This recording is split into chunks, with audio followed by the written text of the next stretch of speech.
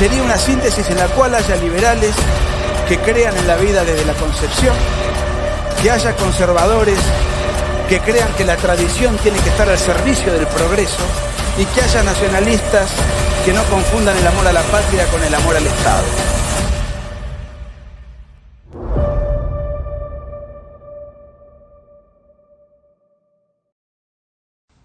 Bueno, ¿qué tal amigos?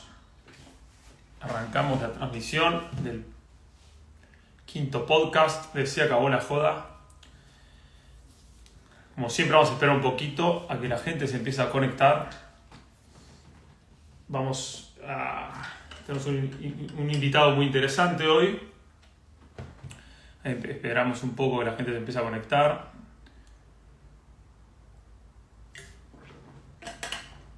Estamos arrancando el quinto podcast de Se Acabó la Joda. Hoy nos vamos un poco a territorio cercano, pero lejos a la vez, ¿no? Muy allá a todo lo nuestro, a lo que es un poco la política italiana, pero muy relacionada a lo nuestro. Porque vamos a estar entrevistando a un candidato a diputado para lo que es el frente de Giorgia Meloni, Fratelli d'Italia, que las elecciones son el 25 de septiembre en Italia. Interesantísimo porque este frente conservador, tradicionalista, patriótico en Italia está dando en las encuestas ganando abismalmente con arriba del 50%. Bueno, vamos a estar entrevistando a uno de los candidatos a diputados, a Vito De Palma. Él es conocido periodista en ESPN y está incursionando en la política, un tipo de valores, un tipo, ahí se acaba de unir Vito, un tipo muy interesante, la verdad, por sus convicciones y una persona que viene de afuera de la política, ¿no? Y eso es algo muy interesante y valorable, profesionalmente exitoso y que decidió hacer algo por fuera de lo que es su carrera, y en este caso apoyando a Giorgia Meloni, que por si muchos no la conocen, es la candidata conservadora, patriota, de lo que sería una nueva derecha italiana actualmente para las elecciones del 25 de septiembre, crucial para lo que es la batalla cultural y política en Europa, que gane, y los sondeos le están dando muy bien. Voy a hacer un breve paréntesis y arrancamos con la entrevista con Vito.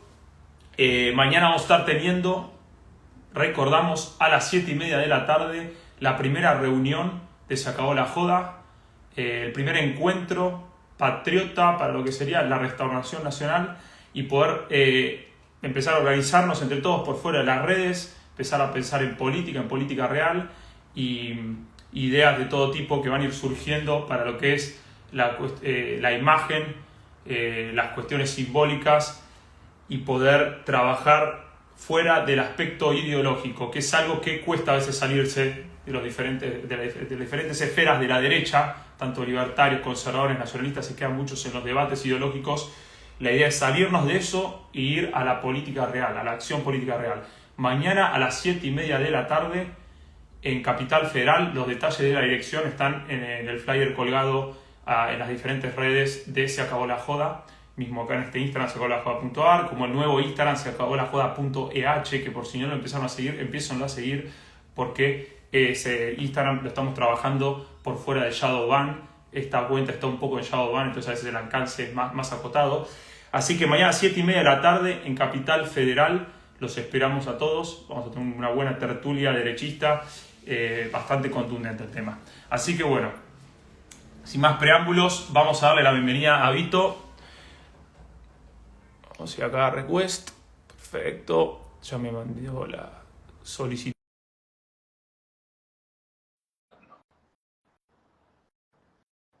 A ver.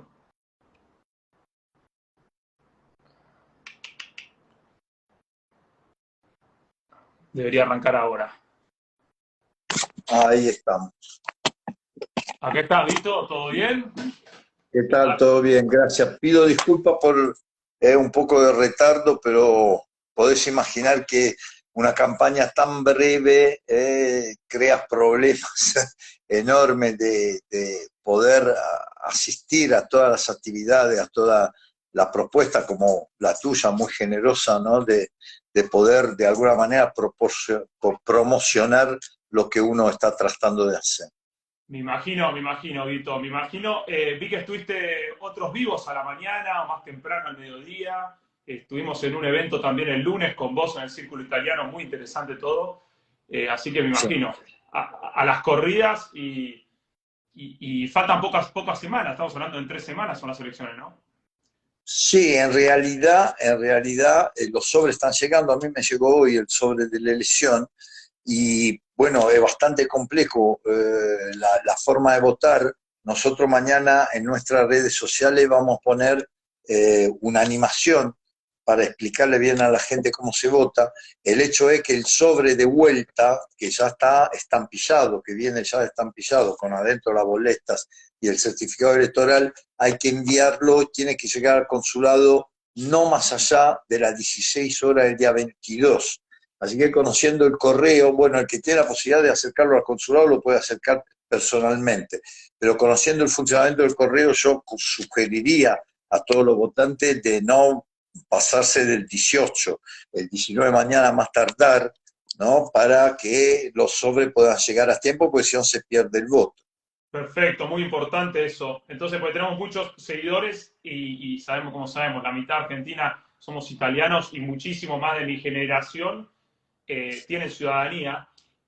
Así que yo les digo que si hay un momento hoy en día para votar y hacer algo por la madre patria italiana, son estas elecciones que son cruciales, ¿no? Pues no tenemos candidatos, la verdad, de paso, parte del establishment. Estamos hablando de una candidata muy contundente que en coalición con, ahora nos vas a explicar un poco cómo es, el tema de la coalición de Meloni, de Georgia, pero yo creo que si hay un momento para incursionarse y dar el voto como ciudadano italiano, italos argentinos que estén acá en Argentina, llamamos a eso. Y votar por Vito también, que bueno, Vito ahora nos vas a empezar a explicar. Eh, bueno, ya cuando nos mandes, cuando tengas ese paso a paso de cómo votar, sea un video, una imagen, un flyer, me lo mandás. Es una animación, es muy clara, es muy sencilla, es Bueno, muy clara. Uno no se puede equivocar, ¿no? Porque sigue paso a paso la animación y ahí no hay posibilidad de error. espectacular. Mismo lo voy a linkear, lo voy a dejar linkeado cuando subamos esta entrevista a YouTube, lo dejo linkeado a la animación para que la gente se pueda meter y pueda ver el paso a paso y que no se cuelguen porque las elecciones son el 25, como decís, pero acá 3 días antes tiene que estar Ya, todo y el preparado. 18 hay que despachar, porque tiene que llegar por correo, así que el 18, así que faltan pocos días, faltan 11 días, no hay que, bueno, el que recibe el sobre y que toma la decisión lo puede despachar antes, no hay drama, ¿no? Yo recibí el sobre hoy, ya mañana lo llevo al correo. No sé a quién voy a votar todavía, pero Hay duda, ¿no? no Hay debería duda. estar permitido votarse a sí mismo. La verdad es como un acto de soberbia, pero bueno, no, ¿qué vamos a hacer? Pero no, pero la verdad que yo la verdad que cuando me empecé a enterar de toda la cuestión italiana, yo a Giorgia la conozco hace varios meses que me enteré, pero el tema de las encuestas y todo, la verdad que dado el nivel de progresismo y cómo pesa el progresismo y la izquierda en Europa, es algo muy valorable. Bueno, estoy salteando preguntas, pero vamos, me voy a saltear y arrancar por esta pregunta y después arrancamos por los orígenes. Pero, ¿cómo, qué truco político, qué retórica, qué virtudes le viste a Georgia que pudo realmente penetrar en la cultura progresista del día que es europea, generar una coalición política más retórica para llegar a encuestas del 50%, ¿no? Que le dan. Bueno, hay que decir algo, esta coalición ya fue 3 veces gobierno, ¿no? La coalición entre Fratelli d'Italia, que antes se llamaba Alianza Nazionale, ¿no? Giorgia le cambia el nombre a Fratelli d'Italia. Forza Italia, la fuerza de Silvio Berlusconi, y la Lega, que nace al comienzo como Lega Norte, pero que ahora se volvió un partido nacional. Esta coalición ya 3 veces fue gobierno de Italia, inclusive Giorgia fue ministro de la Juventud entre 2008 y 2011. Así que eso lo digo ya de entrada para que se entienda que, pues algunos dicen, los problemas para la democracia. No, fue Claro. 3 veces gobierno y no hubo ningún problema. Los problemas para la democracia empezaron después, porque cuando le hacen ese golpe de Estado, fue un verdadero golpe de Estado, mediático judicial a Silvio Berlusconi, ¿no? Con una acusación de la cual después fue absuelto en los 3 grados de juicio, así que quedó totalmente limpio, pero eso provocó una presión económico-financiaria, ¿no? Los diarios, los mainstream, como se le dice, lo atacaron con todo y cayó el gobierno. Desde ese momento, bueno, él presentó la renuncia, pues se daba cuenta que se estaba complicando la situación económica. Desde ese momento hubo varios primeros ministros en Italia, pero ninguno fue votado por el pueblo. Así que los problemas para la democracia empezaron después, porque primero entró Monti, un banquero, un técnico, ¿no? Que no había sido votado por nadie, terminó, llevó a fin la legislatura, y después, cuando en Italia dura 5 años el periodo parlamentario, cada 5 años se vota. En este caso duró menos porque se decidió disolver la Cámara porque no había más una mayoría en Parlamento, algo que Giorgia Meloni pedía desde hace años, desde la pandemia, que se pedía de ir a votar otra vez. Dijeron que con la pandemia no se podía votar, se votó en todo el mundo menos que en Italia. Bueno, no. Entonces, creo que ahí hay algo que tiene que ver con el cansancio de los italianos, ¿no? Porque, repito, por 11 años tuvimos a Monti, después tuvimos a Letta, después tuvimos a Renzi, después tuvimos a Gentiloni, después tuvimos a Conte en 2 ocasiones y después tuvimos a Draghi, el último, y ninguno de ellos había sacado un voto. Además, Monti, después, cuando termina la legislatura, hace un partido y se presenta y tomó el 6% de los votos, es decir, la gente no lo votó, ¿no? Y así siempre se hicieron gobiernos. Quizá valga la pena explicar, porque en casi toda Sudamérica los sistemas son presidencialistas. Italia no tiene un sistema presidencialista, Italia tiene un sistema parlamentario. ¿Qué quiere decir eso? Que se vota un parlamento y después el presidente de la República, que es una figura institucional, no tiene un poder real, sino es como el garante de las instituciones, es el jefe de la Fuerza Armada, es el jefe de la magistratura y tiene poder sobre las cámaras de disolverla, eventualmente, como de hecho pasó en este caso. El presidente de la Nación, en base a los resultados electorales, ¿no? Le da el cargo de formar gobierno supuestamente al que ha sido más votado, supuestamente, ¿no? Y bueno, y este señor o señora, en el caso de la Meloni, sería la primera mujer en la historia de Italia en ser primer ministro, tiene que buscar en el Parlamento la mayoría en las 2 cámaras, se llama la confianza, el voto de confianza, buscar la mayoría, y si tiene mayoría puede gobernar. Presenta una lista de ministros, ¿no? Los ministros juran y se empieza con el gobierno. ¿Qué puede pasar en Italia? Que ha pasado muchísimas veces. Puede pasar que algún pedazo de esa mayoranza decide por razones políticas, o a veces por razones de simple poder, de salirse de la mayoranza. Entonces el gobierno pierde la mayoría en las cámaras, pierde la confianza, cae el gobierno, y ahí el presidente decide si hay otro personaje que pueda juntar una mayoría y seguir con un nuevo gobierno, o si la situación es tal que no hay mayoría posible, ¿no? Por la diferencia entre las varias fuerzas políticas, entonces decide de disolver el Parlamento y llamar a nuevas elecciones. Claro. Lo que ha pasado en los últimos 11 años es que siempre se hacían gobiernos rejuntado, ¿no? Entre fuerzas políticas que por ahí habían hecho la campaña electoral una contra la otra, pero que con tal de no dejar gobernar a quien tenía más votos, a quien tenía mayor representancia, ¿no? Con tal de no hacer gobernar a la derecha, vamos a decirlo con nombre y apellido, si bien yo después te voy a explicar que a mí la definición derecha-izquierda no me gusta, ¿no? Y voy a explicarte también el porqué. Hablamos el lunes.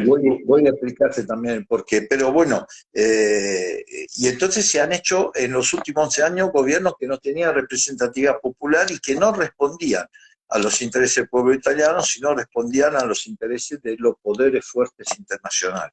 Y todos sabemos de qué estamos hablando, así que no tiene sentido perder tiempo en explicarle a la gente, ¿no? Yo supongo que tus seguidores tienen clarísimo.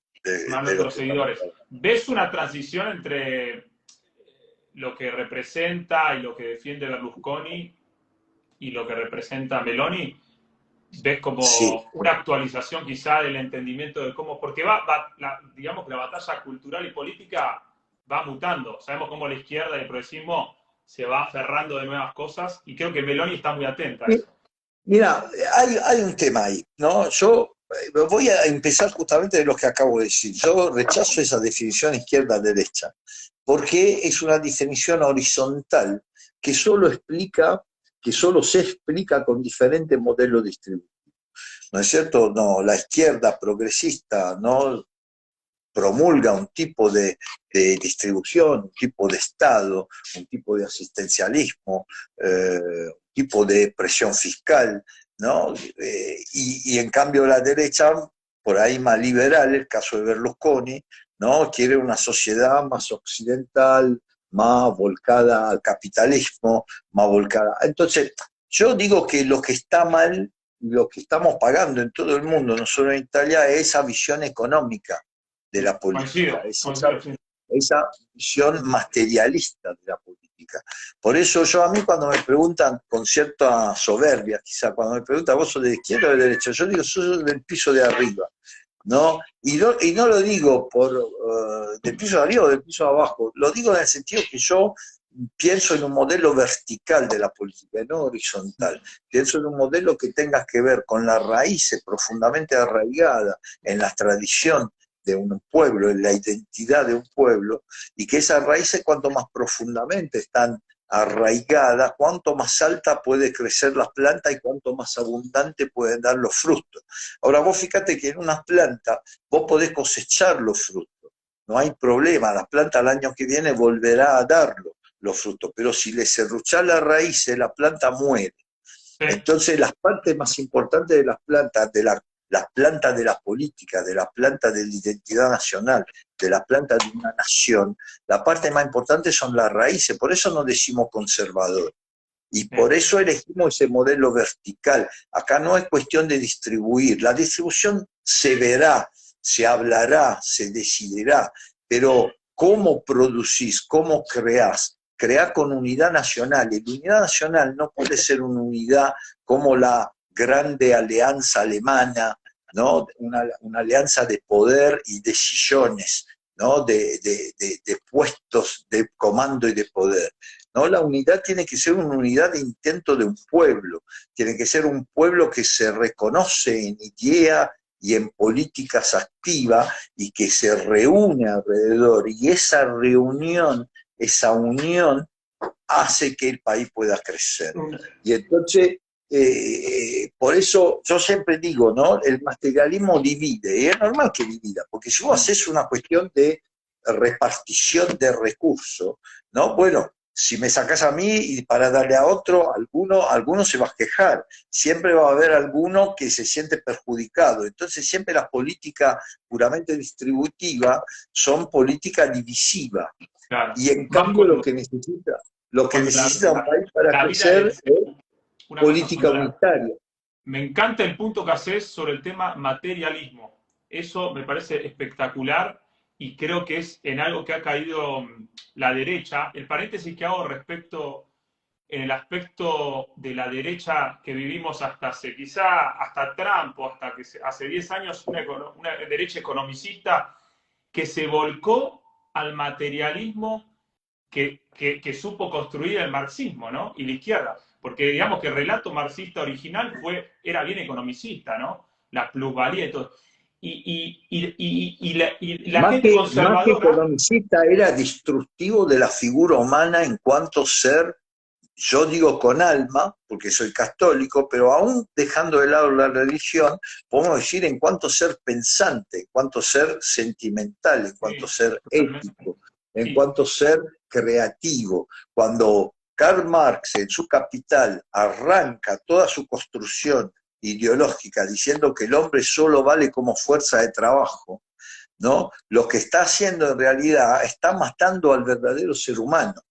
Y toda la historia de esos últimos 70 años de materialismo ha sido una historia de destrozar todos los valores reales de la sociedad, comenzando de la célula inicial, que es la familia, con el divorcio, pasando por... Yo la viví toda esa etapa, el divorcio se votó en el 70, en el curso de los 70 hubo, en Italia hablo, en el curso de los 70 hubo la contestación juvenil. ¿Qué era la contestación juvenil?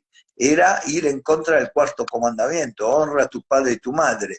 La contestación juvenil era enfrentar a las generaciones. Así que una manera de dividir adentro, primero dividir marido de mujer, después dividir padre de hijo, después dividir madre de hijo con el aborto, que es... el mayo francés, eso es el mayo francés, la locura el mayo francés, el 68, que después en Europa se extendió y tuvo su fruto venenoso a lo largo de todos los 70 y provocó la violencia política, el terrorismo y todo eso. ¿Qué hito nos dejó Francia? El mayo francés y la primera revolución izquierdista. Por eso acá discrepo con vos en el tema de que creo que la lucha histórica entre derecha e izquierda, si bien se hizo economicista en el siglo XX, la derecha y los conservadores se rebajaron al nivel de los marxistas a discutir cuestiones solamente crematísticas, que la realidad que al fin y al cabo el ser humano no lo llena las cuestiones de auge económico, pero si vos tenés una sociedad sin identidad, que destruye su reserva moral cristiana, que desconoce instituciones pilares, como me decís, la familia, y que va encima en contra de eso cuando ya vemos Mayo francés, pero cuando veo el inicio de esa izquierda revolucionaria y subversiva, es en la Revolución Francesa cuando se ataca a las jerarquías, se ataca a Dios, se ataca a la Iglesia, y por supuesto se genera una secularización, ¿no? Pero esa irrumpe por completo con el comunismo, cuando dice directamente ahora como religión oficial es el Estado, se va, y bueno, y ahora estamos como... ya es Vox Populi, el progresismo. Es muy fácil ver, mira, Eric, si la felicidad está ligada a la economía, la felicidad está ligada a los números, a las cantidades. Y las cantidades son infinitas, porque los números son infinitos. Empezás de a uno y empezás a contar y no para nunca. ¿Qué quiero decir con esto? Que si a mí me vendés la mentira que produciendo, que teniendo mejor ingreso, que teniendo mayor consumo, mayor acceso a esos bienes de consumo, voy a ser feliz, es una mentira porque nunca terminás de contar. Cuando llegue a 100, seguirá hasta 200, y después seguirá hasta 1000, y después seguirá a 2000, y no alcanzás nunca la felicidad por esa vía. En cambio, la ética, ¿no?, la parte moral del ser humano, no es cantidad, es calidad, y la calidad sí te puede hacer feliz. Por eso la nuestra es una lucha de calidad contra cantidad. Esa es la lucha, hay que recuperar la calidad de la vida, hay que recuperar la calidad del ser humano. ¿Cuál es la manera de ser feliz? La manera de ser feliz es ser sí mismo. Y el ser sí mismo no tiene que ver solo con el trabajo que uno hace, no es como dice Marx, que el hombre solo vale por fuerza de trabajo. No, el hombre vale por sus afectos, el hombre vale por su capacidad artística, por su creatividad, ¿no? ¿Qué nos diferencia del animal? En la historia de la evolución, mira, dejando de lado la religión, yo soy profundamente religioso, pero entiendo que uno pueda ser, decimos los católicos, que la fe es una gracia de Dios, y no todos por ahí recibieron esa gracia, pero también dejando de lado la religión, desde el punto de vista de la simple evolución, ¿no? Está evidente que la materia que empezó con el Big Bang, ¿no?, esa explosión de luz, que está en la Biblia, el Señor dijo luz y luz fue, ¿no? Y la ciencia ahora demuestra que todo empezó con una explosión de luz, y esa materia después se fue agregando hasta en un momento contra la ley de la física, porque la ley de la entropía dice que todo tiende al caos, y sin embargo la vida es la negación de eso, porque la vida es una organización cada vez mayor, y a lo largo de millones de años de evolución se llegó primero a los vegetales, después a los animales y por último a los mamíferos.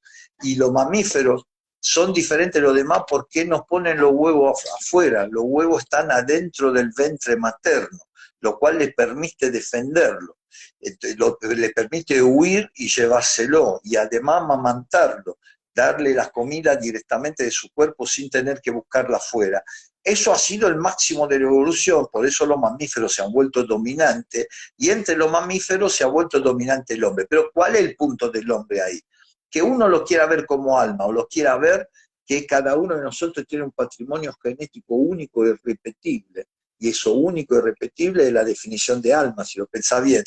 Pero el hombre logra salirse de la materia, porque cuando Beethoven compone la novena sinfonía, esa novena sinfonía ya no es más materia, esa novena sinfonía hay algo que trascende la vida humana, la trascende en cuanto a tiempo, porque Beethoven está muerto, pero nosotros seguimos emocionándonos con su música, y la trasciende en cuanto a espacio, porque no es válido solo en un lugar, porque cualquiera en cualquier lugar del mundo escucha Beethoven y aprecia esa maravillosa creatividad, esa maravillosa... Trasciende el espacio-tiempo. Como dice usted, trasciende el espacio-tiempo. ¿Y eso qué quiere decir? Trascender el espacio-tiempo quiere decir ser trascendental. Entonces el hombre, aun si uno no cree en Dios por una simple evolución, ¿no? En los años, en los siglos, en los milenios, en los millones de años, pero el hombre llega a escaparse de la materia, porque el pensamiento no es material, porque la creatividad no es material, porque el arte no es material, porque la poesía no es material, porque el amor no es material. Entonces ya el hombre, si Dios no existe, ya el hombre expresó algo divino, porque expresó algo que trasciende la materia. Y es la demostración cabal que el hombre no es solo materia, el hombre es mucho más que eso. Y entonces nosotros eso tenemos que ir a buscar si queremos resolver los problemas del hombre. Si lo queremos retrotraer hacia el animal, ¿no? Que el animal en toda su vida, ¿qué piensa? Piensa a ver cómo puede comer. Si vos le das a un perro 10 kilos de comida, él las come todo, porque no sabe la próxima vez que vas a comer, porque depende de ese instinto de sobrevivencia y es pura materia. Nosotros no, nosotros tenemos el afecto, tenemos los sentimientos, tenemos la creatividad. Fíjate cómo la subversión cultural, el progresismo, la izquierda, quiere llevarnos a eso, ¿no? A los disfrutes puramente terrenales, a lo que es el conformismo con un trabajo y acceder a cuestiones materiales y dejar de lado todo lo que vos acabas de describir, que es lo trascendental. Y es lo que nos aleja de Dios, porque la explicación de Dios es estas cosas. En todos los la autodestrucción implícita en eso, ¿no? Porque ahora se habla, después del aborto, yo te dije, primero el divorcio, después la lucha generacional, ¿no? La contestación juvenil, después el aborto, que es ir a tocar lo que nos hizo diferentes, ¿no? Los mamíferos, va en contra de la evolución el aborto. Porque nosotros llegamos a donde llegamos porque era más fácil proteger a esa criatura y nosotros la vamos a matar ahí.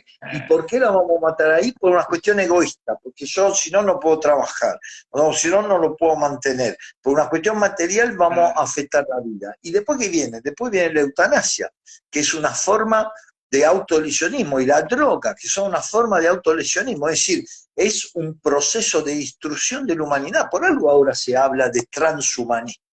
Ahora, inclusive nos quieren sustituir con máquinas, ¿no? Como si las máquinas tuviesen la capacidad de crear, de sentir, de gozar, de amar, ¿no? Estamos yendo en contra de toda la evolución.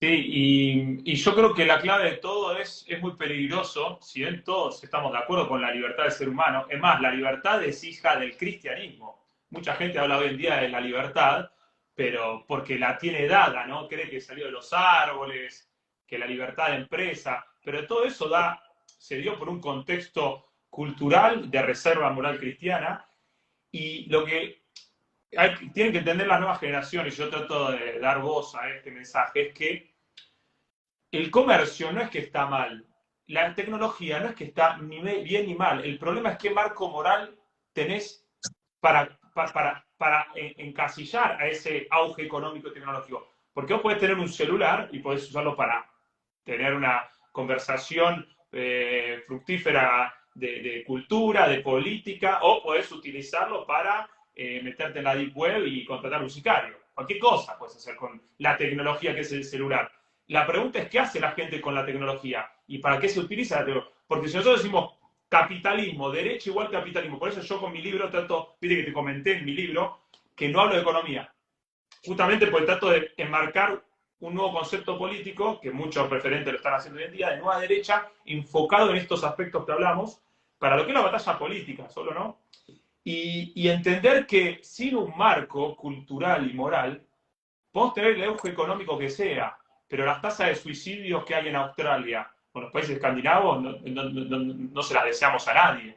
O la infelicidad que hay en esos países, las tasas de divorcio. Yo Pero vivía en mirá, Italia te por 10 digo, años. Eric, te digo que también en Italia hay mucha infelicidad, porque mi generación, yo tengo hermanas, cuñadas, amigos, mi generación, lo de mi generación, que se tragaron el verso, que iban a ser felices a través de la acumulación de bienes, a través digamos, la mejoría de su situación laboral, a través del prestigio de escalar posiciones laborales, a través de tener auto más lindo o ropa más linda, de lucirse y ser mejor que los demás.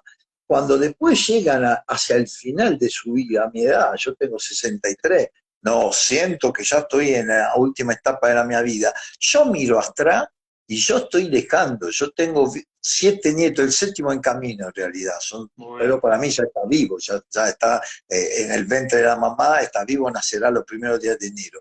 Yo tengo ya mi Vito de Palma Junior, me puedo morir tranquilo, miro atrás y veo una vida de felicidad, de lucha, de dolores, de dificultades, de ansiedad, de preocupaciones, de frustraciones, a veces por no lograr darle a los hijos lo mejor que uno quisiera darle, pero a lo stesso, al mismo momento, perdón, yo mezclo un poco de italiano, al mismo momento también veo toda la felicidad, veo que mi sangre se propaga en el tiempo, que yo voy a morir, pero va a quedar un Vito de Palma, ¿no? Así como mi abuelo se llamaba Vito, mi tatarabuelo se llamaba Vito, es decir, es como una cadena, ¿no? Que viene tradición, ¿no? tramandando ciertos valores de padre en hijo, ya con el nombre, ya que un hijo tenga el coraje de llamar a su hijo como su padre, quiere decir que tiene un sentido de esa continuidad, que tiene un Es la sentido. antorcha, ¿no? Conservar la llama de la antorcha y no la ceniza. De eso se trata el Vos conservadurismo. sabés que el símbolo de Fratelli Italia es una llama tricolor,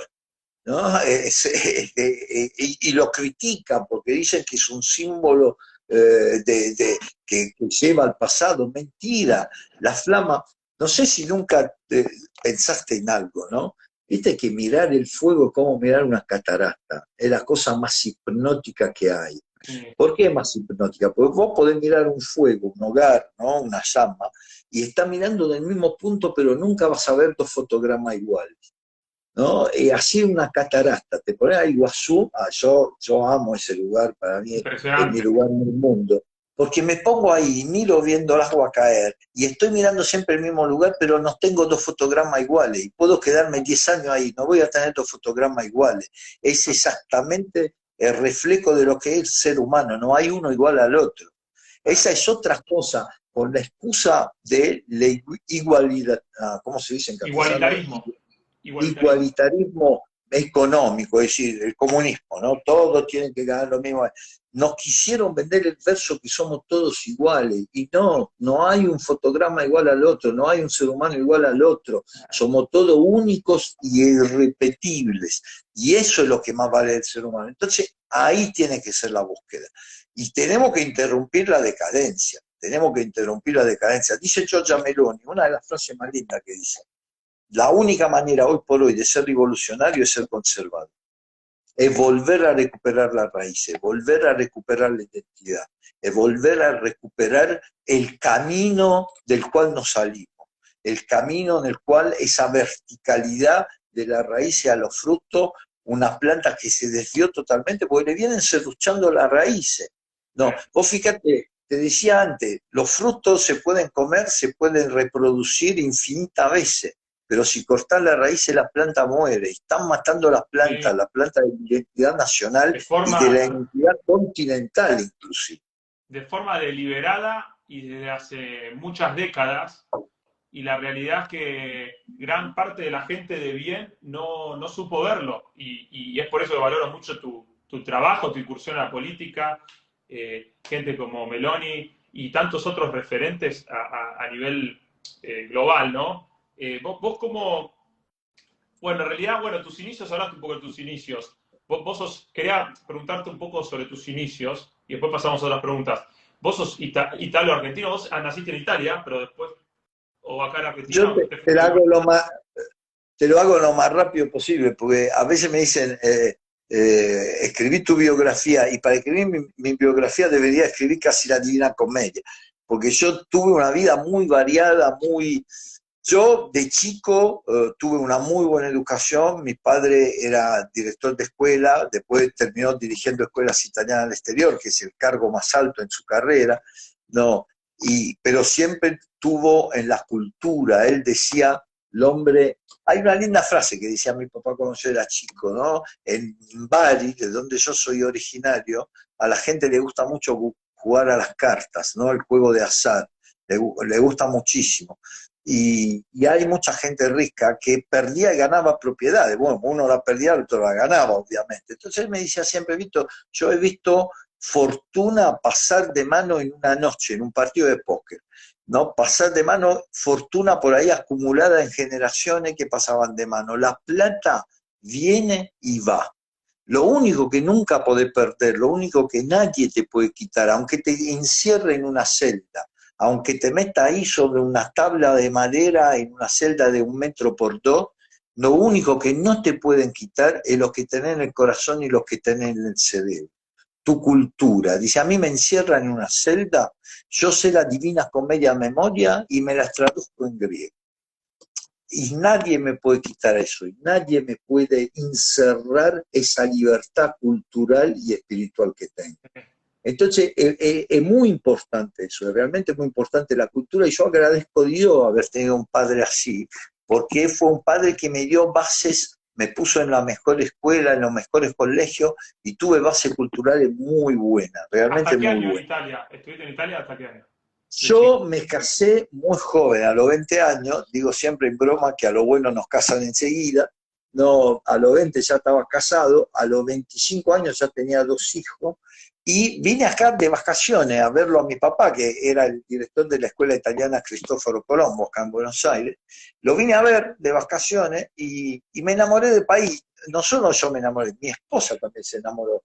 No, los dos encontramos en Argentina l'Italia, porque l'Italia ya venía cambiando, ya con el divorcio, con el aborto, ya venía cambiando l'Italia. Claro. Entonces nosotros encontramos acá como l'Italia de cuando éramos niños, ¿no? El italiano, si uno imagina a un italiano, ¿no? De las películas del neorealismo, ¿cómo es el italiano? Es simpático, es divertido, es galán, es romántico, un poco chanta, ¿no? Eso también es cierto. Le gusta la música, le gusta la buena comida. Eso era el italiano típico, el modelo, el estereotipo del italiano cuando yo era chico.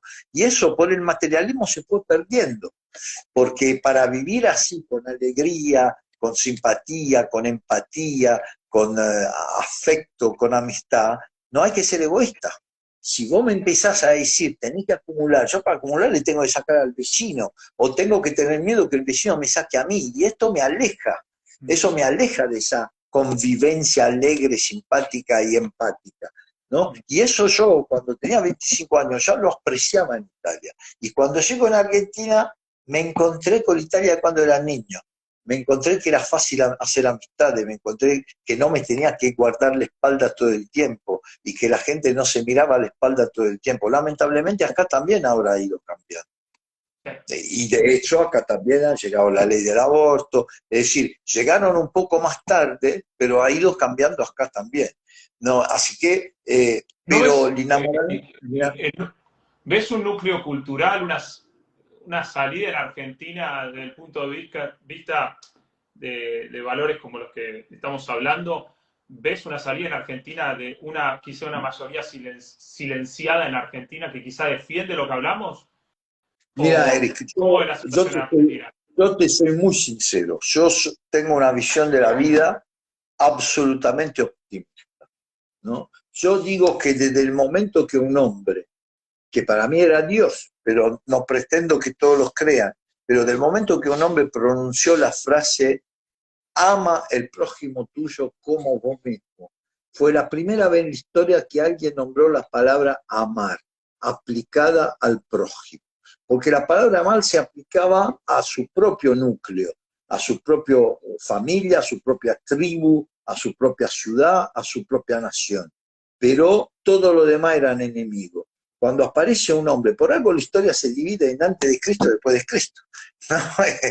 Contamos los años 300 antes de Cristo, 2022 después de Cristo, porque Cristo es el punto de inflexión, Jesucristo es el punto de inflexión. Y no lo es por los que hizo, es por los que dijo, por el mensaje de amor que transmitió. Y yo, ¿por qué soy tremendamente optimista? Porque yo veo esos 2022 años de historia y digo, bueno, en la época de Cristo, en el Coliseo en Roma, ¿no? Los espectáculos eran gente que se mataba entre sí, o leones que se comían a personas, ¿no? Y la gente festejaba esos espectáculos tan cruentos, ¿no? Y después tuvimos las corridas donde se mataban los animales, ¿no? Hoy, en el Estadio Olímpico, que está a 7, 8 kilómetros del Coliseo, no más de eso, si hay una falta fuerte, yo soy periodista deportivo, entonces tengo metáfora deportiva, si hay una falta muy fuerte, roja directa y te vas. Entonces algo mejoramos de los leones que se comían a la gente a una roja directa por una patada, la humanidad algo mejoró. No, antes existía la esclavitud, ahora prácticamente no existe más, si bien la quieren reproponer los amigos progresistas, están reproponiendo un modelo de esclavitud, ¿no? Gracias a Dios la esclavitud fue una cosa que se pudo alejar. Las cartas de los derechos del hombre, los derechos, las libertades, el respeto de las religiones, el respeto de la libertad y del pensamiento de cada uno. Todo eso es producto de esa única frase. Entonces yo digo, hay momentos, es como un sinusoide de la historia de la humanidad. Sube, baja, pero es un sinusoide que si le tirás la recta promedio, bueno, no sé si saben en geometría, pero si le tirás la recta promedio es una recta que tiene pendiente en ascenso. La humanidad con altas y bajas, pero en conjunto sigue creciendo. Este quizá es el momento de peor baja en los últimos, yo creo que de la Revolución Francesa, no había una baja tan profunda. De la Revolución Francesa, estamos hablando final de 1700, así que pasaron 200 y pico de años, ¿no? Creo que ese es el momento más bajo, y es un momento muy peligroso.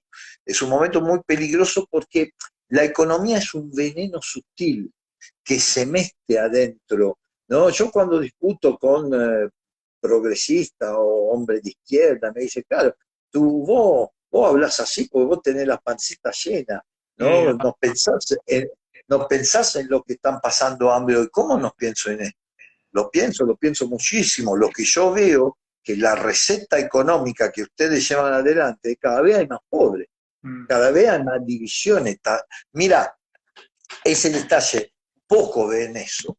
En la época antigua, cuando existía la monarquía, la diferencia que había entre el más poderoso del mundo, un rey, ¿no? Un emperador, y el último de sus súbditos, era grande, obviamente, pero no era tan grande como la diferencia que hay hoy entre esos megagalácticos empresarios, esos de multinacionales, no vamos a hacer nombre, y el chico que vive en una villa acá en Buenos Aires. Esa diferencia es mucho más grande de la que había entre un emperador y el último esclavo de Roma. Yo pienso igual. Y vimos los monarcas, hay muy una caricatura de lo que fue la Edad Media y las leyendas negras sobre la Edad Media. Ha habido, creo que un relato muy distante de lo que era la realidad de esos tiempos, con el fin de atacar a la Iglesia Católica, acatar las monarquías tradicionalistas, descontextualizar todo. Es para charlar un rato largo, pero... Sí, lamentablemente quieren volver a escribir la historia, ¿no? Y eso es algo, la cultura de la cancelación, como se dice ahora. Eso es algo que no tenemos absolutamente que permitir. No. Yo, en ese optimismo general que tengo, el optimismo actual, mi optimismo actual tiene que ver con chicos como vos, ¿no? Y podía hacer muchos nombres, ¿no? Y tiene que ver con la nueva generación. Yo creo que las nuevas generaciones se empiezan a dar cuenta que la posibilidad, porque lo ven en sus padres, lo ven en sus mayores, ¿no? Ven que se tragaron la mentira de que con la economía se mejoraba el nivel de vida, la calidad de vida, y ahora están viendo a los padres separados, infelices, frustrados, ¿no? Amargados, porque cuando vos te das cuenta a los 60 años que le erraste feo, no podés volver atrás, entonces eso te amarga, porque eso dice, desperdicié mi vida, y te volvés agresivo, rencoroso, ¿no? Cuando en realidad debería tener rencor hacia vos mismo, porque se equivocó, fuiste vos, el que quiso, que aceptó, que se tragó la mentira, fuiste vos. Entonces yo creo que el joven que está viendo en las generaciones anteriores esto, empieza a entender que la solución, si buscaron por 50, 60 años la solución en la cantidad, y no la encontraron, y al contrario, las cosas están cada vez peores en los últimos 50 años, yo creo que el joven empieza a entender, pará, buscamos otro camino, buscamos otra idea, buscamos otra ideología, y en esa búsqueda tienen que aparecer algunos personajes que le indiquen el camino, que le propongan una idea diferente. Yo siempre digo, los buenos son muchos, pero muchos están perdidos en la oscuridad. Hay algunos de esos buenos, ¿no? Bueno, vos podrías ser uno de ellos, que tienen como una lámpara y que entonces hacen luz en un pequeño radio alrededor, pero con la posibilidad de los que están en la oscuridad, los buenos que estén en la oscuridad en su alrededor, ver esa luz y acercarse. Y que alguien que tenga una lámpara un poco distante, ver la luz y acercarse. Y si todos los que llevan la lámpara un día logran acercarse, lo que se va a desaparecer son las tinieblas. La oscuridad va a desaparecer cuando toda la lámpara esté a punta. Sí. Entonces nuestro trabajo es tener bien alta la lámpara, mostrarle la luz a la gente que está perdida, que está buscando la luz y no la encuentra. Hay que mostrársela y hay que buscarnos entre nosotros. Sí. Decía, perdóname Eric, decía mi padre, no, yo como verán lo nombro muy seguido a mi padre, soy uno de aquellos hijos que hizo ojalá tuviese mi papá y lo perdí ya hace más de 15 años. No, decía siempre mi papá, cuando un bueno se encuentra con un malo, no hay que asombrarse que el malo le haga mal al bueno, sino aquel no sería malo y este no sería bueno, es decir, está en la naturaleza de cada uno de los dos. Y ojo, no se traguen el verso que no existe el mal y el bueno, existe Dios y existe el demonio, existe la luz, existe la oscuridad, existe el malo y el bueno. Ahora, el error que puede hacer el bueno, el más grave error que puede hacer, es tratar de devolverle al malo con su propia arma. Es el error que cometió mi generación. Cuando fue en los 70 esa contestación juvenil, ¿no? Lo que éramos en contra de ese materialismo, cometimos el error de emplear las mismas armas de ellos y nos terminamos condenando a nosotros mismos y dejándole el campo libre. ¿Por qué? Porque nos autoexcluimos a usar armas que no nos pertenecían. Yo ahora con la edad lo aprendí y se lo puedo transmitir a ustedes. Jamás entren en el mismo terreno de esa gente. Si los insultan, ofrezcan la otra mezquilla, como dice Jesucristo. La única manera que tiene el bueno de hacer el bien es juntarse con los otros buenos. Lo que te decía antes de la luz, cuando todas las luces se unan, las tinieblas van a desaparecer. Es la única arma que tenemos, de hablar, conversar, no ser agresivo, no responder con las mismas armas. ¿Quién es agresivo y por qué no tiene ideas? No tiene argumento. No hace falta, si vos tenés argumento, no hace falta ser agresivo, no hace falta ser violento, no hace falta ir a la confrontación. Un buen ejemplo es el de Giorgia Meloni, cuando el activista LGBT se le subió pidió un aplauso. A la charla, y la reacción de Giorgia fue espectacular. La reacción de Giorgia fue parar la custodia, que lo quería sacar, obviamente, porque podía tener un cuchillo ese hombre, podía ser un loco, ¿no? Entonces, la custodia se acercó y dijo, paren ahí, no se muevan ahí, dijo así exactamente, que ninguno se mueva, no, estate fermi, queden separados. Y le dijo al tipo, dice, quieres esto y quieres esto otro, pero déjame el derecho a mí de querer cosas diferentes, esta es la democracia. Y por eso nos estamos confrontando con la gente pidiendo el voto de la gente. Y cuando el tipo se fue, ella pidió un aplauso, porque le dijo a su público, le dijo, hay que tener coraje para subir acá en un palco ante un público hostil, obviamente, ¿no? Y decir su propia verdad y decir su propia opinión. Y yo siempre respeté el coraje, dijo George, porque yo siempre tuve el coraje de decir lo que pensaba. Entonces hagámosle un aplauso a este chico. Porque yo te digo que yo, si hubiese sido de otro lado, conozco a Georgia bastante bien y sé que eso no estuvo organizado, pero hubiese sido de otro, digo, eso fue organizado, porque la verdad quedó divina Georgia, quedó como realmente desmontó todos los argumentos que pretestuosamente quieren utilizar en su contra. La izquierda, Demostró que el perfil que quiere meter la izquierda, el progresismo, los medios sobre personas tan loables como Giorgia, ¿no?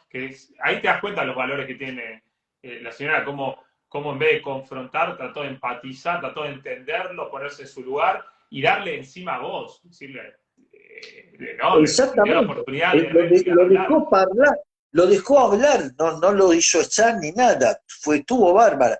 Y esto demuestra, mira, acá está pasando también en los últimos días, es crónica de estos días, ¿no? Ese discurso, el discurso del odio, el discurso del odio. Es increíble como los que más discurso de odio tienen son los que dicen que los demás odian.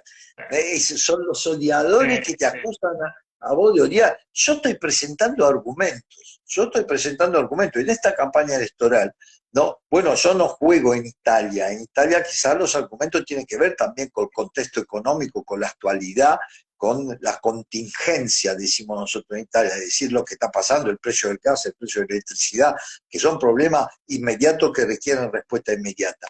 En el caso mío, yo digo siempre a mis colaboradores, hacer campaña electoral en Latinoamérica, para mi agrupación política, que es Fratelli d'Italia, es como robarle caramelo a los niños. Porque la propuesta que hacemos por los italianos, todos los italianos entienden que lo mejor que le puede ocurrir es eso. Nosotros proponemos lo que todos los italianos desean, los italianos que viven en el exterior desean, y lo proponemos ¿desde dónde? Lo proponemos de la coalición que en 2001 promulgó la ley del voto de los italianos al exterior. No tendrían la posibilidad de votar sin esta coalición. Fue esta coalición del 2001, por única vez en la historia, tuvo un ministerio de los italianos al exterior, un ministerio dedicado a los italianos al exterior, que el gobierno siguiente, que fue progresista, dejó caer y nunca más se le propuso. Entonces, cuando yo digo voy a hacer el ministerio de italiano al exterior, no puedo mentir, ya lo hice. ¿Me entendés? Y son los hechos que hablan. Por eso hacer campaña electoral acá. Y cuando yo digo quiero mejorar el consulado, o el servicio consular, o quiero defender el ius sanguinis. Todo ahora dice, queremos defender el ius sanguinis, pero estuvieron desde el 2006, la primera elección, al 2022, son 16 años, ¿no? Que ellos fueron elegidos siempre, mis adversarios actuales. ¿Y qué hicieron? Las cosas van cada vez peor. Es como los progresistas que dicen, nosotros luchamos el hambre y cada vez más hambre. Totalmente. Nosotros luchamos contra la pobreza y cada vez más villa. Entonces, ¿qué me estás contando? Me estás contando una mentira. Vito, tocaste estos temas y vamos a la parte más política en lo que confiere tu candidatura.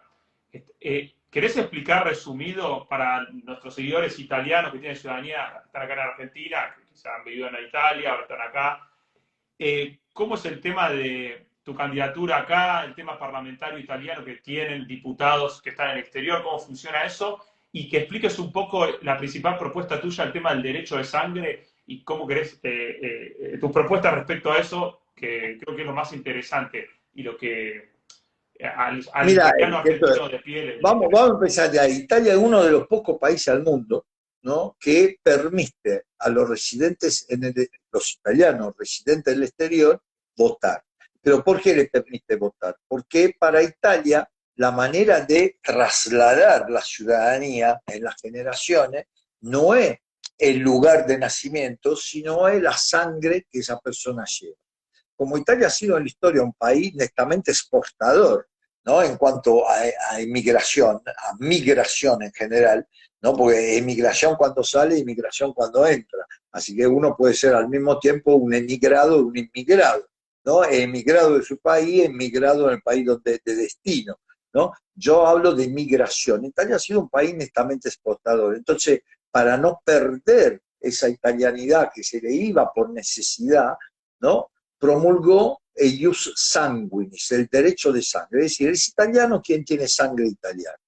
Ahora, obviamente esto tiene que ver con la aplicación, porque yo puedo hacer una ley, si después no doy los instrumentos para que esta ley se aplique, entonces no alcanza con decir yo quiero defender el ius sanguinis, que lo quiero defender, lo quiero extender, porque hay una limitación absurda, anticonstitucional en cuanto a años de nacimiento y en cuanto a quien perdió la doble ciudadanía porque había estado como Estados Unidos que prohibían la doble ciudadanía y que después no pudieron regresar y que deberían poderlo hacer. Pero para hacer esto, para aplicar esa ley, mejorarla primero, pero aplicarla después en la realidad, yo necesito que los consulados funcionen. Pues si hay 300.000 pedidos, me dan 10.000 turnos, la ley existe, pero de hecho no se aplica. Y se aplica cómo funciona. Entonces los turnos se pagan, entonces al final son siempre los más ricos los que llegan primero. Otra manera de, ¿no?, hacer que la cantidad valga más que la calidad. Es algo que salta a la vista. Entonces, la propuesta es defender el derecho de sangre, pero no es una propuesta. Italia se está despoblando con toda esa política, 50 años de política contra la familia. Ahora tenemos un país que está en gravísimo problema, pero no problemas solo económicos, de gas, de electricidad, de deuda. No, tenemos un problema que no nacen los hijos. En el 2050 Italia tendrá más viejos que niños. Tendrá más over 80 que sub 20. ¿Vos te das cuenta de lo que estamos diciendo? Hay pueblos que están muriendo, ¿no? Hay pueblos del interior. Hay pueblos que están muriendo. Hay pueblos que regalan casa con tal que vos te vayas a radicar ahí. Mirá, no, ¿por qué? Porque realmente se está muriendo el país. El gráfico demográfico tiene una pendiente hacia abajo espantosa. Además, como están entrando muchos de África, de Asia, en el 2050 vamos a ser un país musulmán. ¿A vos te parece que el país de la Santa Sede, el país del Estado Vaticano va a ser un país musulmán? Lo que no lograron conquistar en 1000 años con las invasiones islámicas, que ahora se lo estamos regalando nosotros. Ahora se bandeja, ¿no? Toda Europa. Que además lo tratamos como esclavo, así que, ¿qué pasa? Que no solo son musulmanes, pues si fuesen musulmanes que vienen, se integran, y vos lo tratás como un ciudadano normal, pero lo tratamos como esclavo, y entonces están desarrollando, fíjate lo que pasa en las periferias francesas. La ley Sharia, en Bruselas y en París hay lugares con ley Sharia, ¿sí? Vos fíjate lo que pasa ahí, ¿por qué? Porque esa gente desarrolla hostilidad, ¿no? Entonces, dice justamente la Meloni, tenemos 60 millones de oriundos, tenemos 6 millones de ciudadanos italianos en el exterior, es decir, que tienen ya pasaporte, su documento, pero hay otros 60 millones que tienen sangre italiana y podían acceder al documento. Entonces digo, si yo tengo que repoblar mi país, voy a buscar a los italianos, ¿por qué tengo que buscar a otro lado? Voy a pedirle a los italianos que quieran volver, a abrirle los brazos y las puertas para que vuelvan. No, fíjate vos, por ejemplo, los venezolanos que han pasado por esa diáspora tremenda, se han tenido que escapar porque no se podía vivir ahí, jóvenes, talentosos, con estudio. Bueno, dijo la Meloni el otro día, 190.000 italianos, venezolanos tuvieron que dejar su patria, que vengan en Italia. Acompañámoslos a que puedan volver a su patria. No, que se vuelva a sumar sangre joven a la patria. Sí, pero no, claro, no hay política de Estado, porque al globalismo y a lo que es el progresismo globalista no le conviene. Ellos quieren destruir. Vos, arraigando italianos. Los comunistas no pudieron con la internacional comunista. Y ahora se inventaron esa internacional, ¿no?, que es como un Estado sin raíces, sin identidad, un Estado moderno que no tiene, obviamente, pero ahí está su punto débil. Porque mira, Eric, si no hay un enganche trascendental a la ley se vuelve simplemente la ley del más fuerte. Si la sociedad es cantidad y no calidad, ¿no?, donde 51 decidan, como de hecho ha pasado, como 51 decidan que está bien matar un niño en el vientre de la mamá, eso se vuelve ley. Mañana, si esos 51 deciden, que son mayoría, deciden que está bien matar todo hombre de más de 80 porque ya no es productivo por la sociedad, lo van a hacer. Y si deciden que está bien, ¿no? Invadir un pueblo cercano, confinante más débil, lo van a hacer, es la ley del más fuerte. ¿Por qué? Porque ¿cómo yo puedo decir esto es justo, eso equivocado, si no tengo un modelo trascendental?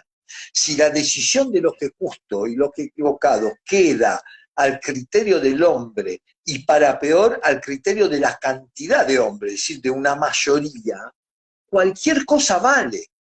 Cualquier cosa que 51 sobre 100 digan que está bien, cualquier cosa, y eso no es así, porque todos sabemos, vos podés poner 90 de 100 que digan que está bien agarrar un niño por los pies y partirle la cabeza. Pido disculpas por la dureza de esa imagen, pero quiero que quede bien claro, ¿eh? Vos podés poner 90 que decidan que sí, que está bien agarrar un niño como hacían en Esparta y tirarlo de una rupe porque no era sano, ¿eh? Podés encontrar 90 que piensen eso, pero eso no lo vuelve justo, porque cualquiera en el mundo, adelante de esa imagen, tiene horror. Y ese horror es el reflejo del daño. Y ese horror es el enganche trascendental que la ética debe tener. Si le quitamos a la ética el enganche trascendental, no existe más ley. Los antiguos romanos decían que el magister, el magistrado, el juez, era una semidivinidad, porque para poder él dirimir los conflictos entre hombres tenía que estar en un plan superior, no podía estar en el mismo plano. Parafrasando estas cosas de los antiguos romanos, si vos a la justicia no le das un origen divino, la justicia de los hombres no es justa, porque varía. Es como que según el ámbito te cobra penal o no te cobra penal, ¿no? Ya la ley no está sujeta a una aplicación rígida y siempre igual. La ley tiene que, para ser ley injusta, tiene que ser igual para todos. Si no, termina siendo producto de la decisión personal de un juez, de la orientación personal de un juez, de la decisión arbitraria de un juez. Y aparte, no hay sistema, sin esa reserva moral, digo, no hay sistema ni republicano, institucional que valga, porque vos podés levantar mucho la república, por ejemplo, que acá muchos se rasgan la vestidura hablando de república constantemente, parte de la pseudo oposición, de Juntos por el Cambio, y después son todos abortistas y hablan de república. Entonces, tienen en el último subsuelo las cuestiones morales, enaltecen una república que después en esa república, ¿qué se hace? Porque si vos tenés jueces abortistas, parlamento mayoritario abortista, o sea, ¿de qué te sirvió la república? Si lo esencial se está pervirtiendo, ¿no? Y además esto, Eric, mira, no sé si mastican tu oyente algo de filosofía, ¿no? Pero todo el materialismo histórico empieza con la teoría idealista de Hegel, ¿no? Hegel, el alemán, el filósofo alemán, que decía que cada situación es una tesis que produce una antítesis y que el enfrentamiento entre tesis y antítesis produce una síntesis, que esa síntesis a su vez va a ser la tesis de un nuevo debate que va a tener su antítesis y va a tener una nueva síntesis, ¿no? Y él decía, Hegel, con una construcción filosófica errónea, decía que después cuando se llega al filósofo, al hombre sabio, esa construcción se para, porque ya el hombre sabio es, digamos, el punto final. Y justamente se hace notar desde el punto de vista filosófico que en un mismo razonamiento no puede haber dos absolutos. Entonces, o absoluto el método, ¿no? De tesis, antítesis, síntesis, entonces no hay por qué pararlo. Cada tesis tendrá su antítesis y cada síntesis será base de una nueva discusión al infinito. O si no, vos pensás que hay un modelo ideal para alcanzar, pero entonces el camino puede ser otro para alcanzarlo. Acá la cuestión no es monarquía, república, democracia, no es acá la cuestión el sistema de gobierno. Acá la cuestión es la visión de poder. Acá la cuestión es quién aplica esos sistemas de gobierno, quién maneja la ética que está detrás de esos sistemas de gobierno. Es muy simple la ecuación. Es muy simple. Mira, hay dos poderes. Hay dos poderes. Hay un poder, yo lo decía la otra noche, vos estabas presente, hay un poder que es el sustantivo es el poder, ¿no? El político actual, ¿no? El poder es algo material, es un sillón, es un trono, ¿no? ¿Viste esa serie televisiva, ¿no? El Juego del Trono, ¿no? Donde todos estaban dispuestos a cualquier nefandeza, a cualquier asesinado, a cualquier, con tal de quedarse con el trono. Ese es el poder, es el sustantivo.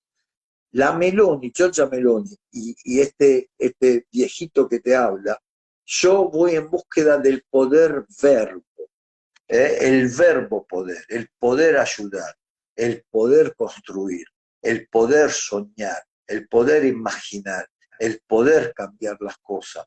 Yo voy no con el poder sustantivo, no me interesa el poder, no quiero un trono, lo tengo en mi casa el trono, yo soy el rey de mi casa. No, yo quiero el poder verbo, yo quiero el poder hacer, antes que hacer, soñar, y después de soñar, imaginar, porque el sueño hay que llevarlo a la realidad, y para llevar el sueño a la realidad hay que tener imaginación y creatividad, y después poder aplicar esa imaginación, poder aplicar y después poderlo transformar en realidad, y después poder permitir que otro tenga nuevos sueños y que tenga nueva creatividad, nueva imaginación y que la humanidad siga creciendo hacia su destino inevitable. La humanidad empieza como átomos de hidrógeno, el Big Bang, que por explosión se empiezan a transformar en átomos de helio, ¿no? Y esa humanidad va a terminar siendo puro espíritu. Es el camino de la evolución. Nosotros somos materia que tiene que volver al espíritu. Ese es el camino. Y en ese camino, la manera de retroceder es la de entender el poder como el sustantivo. Y la manera de avanzar es entender el poder como el verbo poder. Y creo que queda clarísima la distinción. Sí, muy buena, la verdad, sí, esa conclusión, esa distinción espectacular, la verdad que ya, bueno, para la verdad, se está viendo la hora. Trato de hacer las entrevistas y todo, no pasarnos mucho de la hora para así la gente después la ve más y que después no sea muy larga. Es muy difícil, hoy por hoy yo era periodista gráfico y era muy difícil hacerlo leer más de 30 líneas. Y ahora al final está pasando lo mismo con los videos, con los audiovisuales. La gente mira 1, 2 minutos, 3 minutos, 4 minutos y después por ahí. Sí. Pero nosotros nos dirigimos, Eric, ¿no? A un público diferente. Nosotros dirigimos a un público que quiere escuchar, que quiere tener, digamos, el periodista que hace, sobre todo el periodista televisivo, que es mi profesión, ¿no? Uno me dice, ¿cómo haces? Porque vos estás comentando algo que la gente está viendo, ¿no? Entonces, si la gente lo está viendo, ¿qué le podés decir más? Bueno, así como por un punto del espacio pasan infinitas rectas, por un hecho de la realidad pasan infinitos puntos de vista. Entonces, por ahí vos tenés la capacidad de mostrarle al espectador algo que está bien, que está mirando pero no está viendo, un punto de vista diferente al que él está viendo, y lo vas a sorprender, porque vas a decir, mirá, yo estaba mirando y no lo había visto eso, ¿no? Este es el trabajo del periodista deportivo, pero este es el trabajo también del político, tratar de mostrarle a la gente que no hay un solo punto de vista, no hay una sola visión de la realidad. Y yo también me gusta siempre poner un filtro, ¿no? Para mí es el filtro que rende aceptable la realidad, que a veces es muy dura para aceptar, que es la ironía, el sentido del humor. Es ser capaces de no tomarse demasiado en serio, ser capaces también de dimensionar lo que ocurre, aún la tragedia, dimensionarla no en la actualidad, en el presente, sino en el recorrido de millones de años de la humanidad. Entonces, ese sentido del humor y ese sentido de saber ubicar, saber dimensionar cada suceso, nos permite manejar una realidad que a veces es muy dura para ser aceptada, ¿no? Totalmente. La situación que están viviendo ustedes los jóvenes es una situación por momentos desesperante de cara al futuro. Entonces Y tienen que fíjate aprender a que manejarla con el, esos filtros. el sentido del humor, que es una vía muchas veces de comunicación, de persuasión, de entendimiento, de que la gente pueda estar abierta a entender cosas que por ahí escapan a lo que es su educación o lo que sea, pero por medio del sentido del humor están abiertos. Fíjate que es algo que también la izquierda está atacando, quieren matar la comedia, el sentido del humor, quieren destruir todo. Hoy en día haces un chiste político, tratás de No, bueno, ganar con no doble se puede más sentido, ser un chiste, no no se puede puede ser. más bromear, no se puede más ser educado. Vos sabés unas cosas tremendas que a mí me pasa en Italia, ¿no? Cada vez que voy a Italia. No, yo siempre, digamos, para mi familia, la buena educación, el respeto para los mayores, ¿no? Esa regla simple de buena educación. Llegás a la puerta junto a alguien y instintivamente lo dejás pasar primero, diciendo por favor, ¿no? Son formas básicas de convivencia y de buena educación. Ahora en Italia, vos por ahí con una persona a la puerta de un negocio te separás un poco para dejarlo pasar y te mira con sospecha. ¿Qué Claro. quiere este? ¿Por qué gentil? ¿Qué quiere de mí? ¿Me entendés? A esto hemos llegado. Hemos llegado a que hasta la educación es mal vista. No, hemos llegado una vez en el Estadio Olímpico de la capital. Yo estaba como corresponsal de ESPN. Y en la sala de prensa tiene una puerta muy rara, pues la pared es muy grande y como la puerta es muy profunda, ¿no? Entonces llego a la puerta y venía una colega periodista, ¿no? Entonces yo agarré la manija de la puerta, y abrí la puerta y con educación le hice seña de pasar. ¿Y sabes qué me dijo esa colega? Me dijo, ¿por qué me disminuís como profesional tratándome como mujer? Y yo le dije, mire señorita, quédese tranquila, pues si usted era un hombre, yo lo dejaba pasar primero igual, porque lo hago por educación, no para disminuir a nadie. Se llama educación nada más.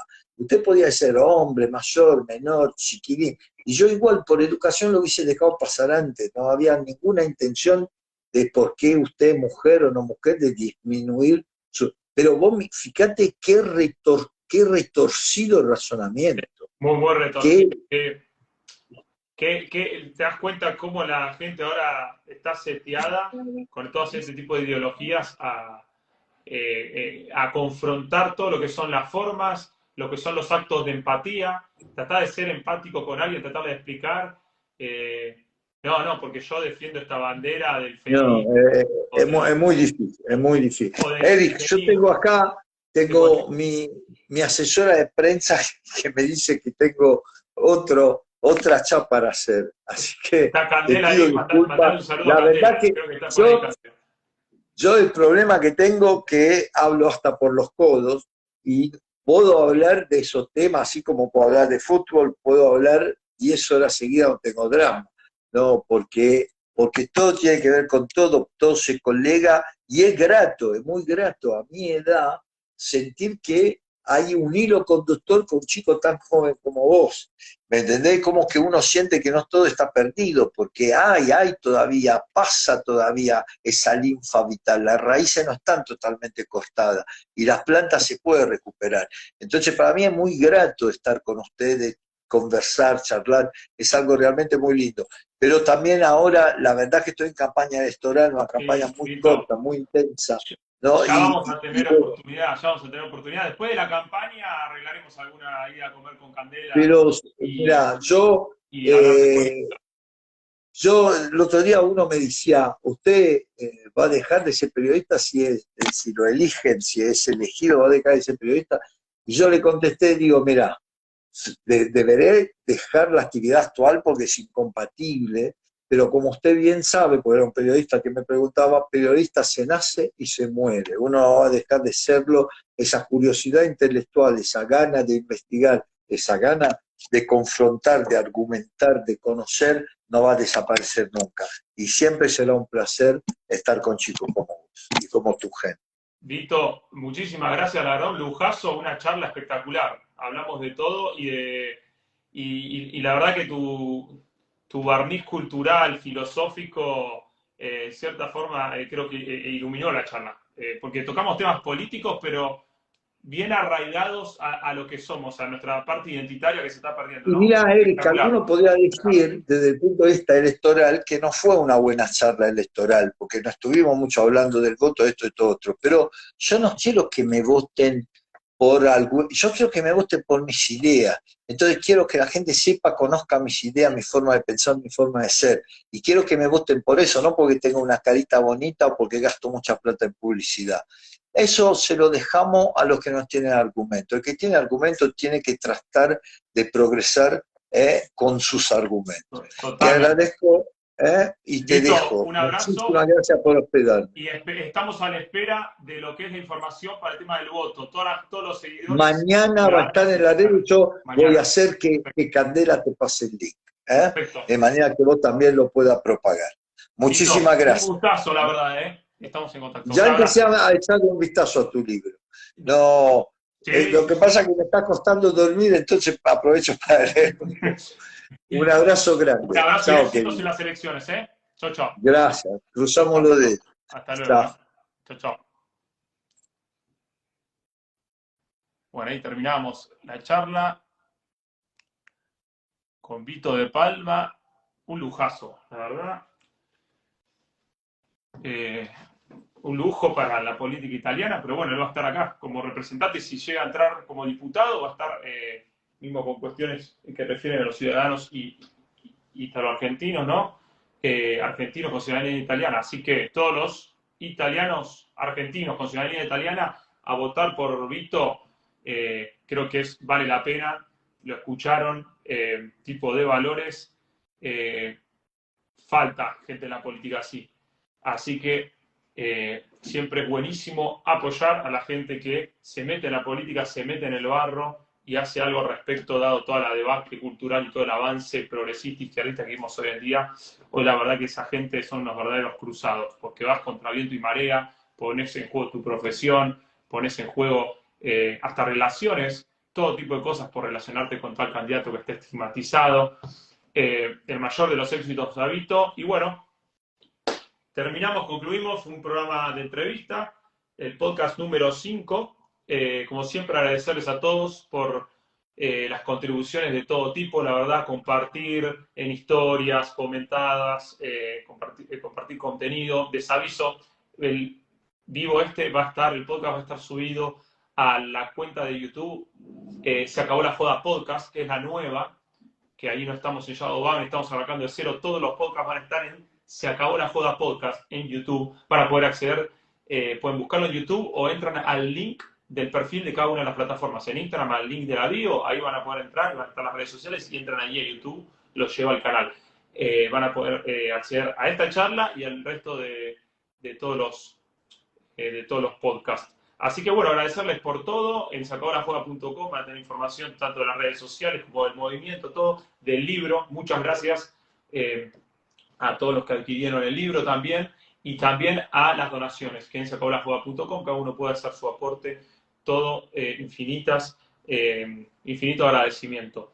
Así que bueno, como siempre, concluimos con nuestra frase de nuestro prócer: divididos seremos esclavos, hagamos un esfuerzo de patriotismo, unámonos y concluyamos nuestra obra con honor. De eso se tiene que tratar en un nuevo movimiento de restauración nacional, patriota y, como nos gusta decir, de nueva derecha en Argentina. Divididos seremos esclavos, decía San Martín. Hagamos un esfuerzo de patriotismo, unámonos, concluyamos nuestra obra con honor. Les mando un abrazo, que Dios los bendiga y viva la patria a todos. Hasta luego.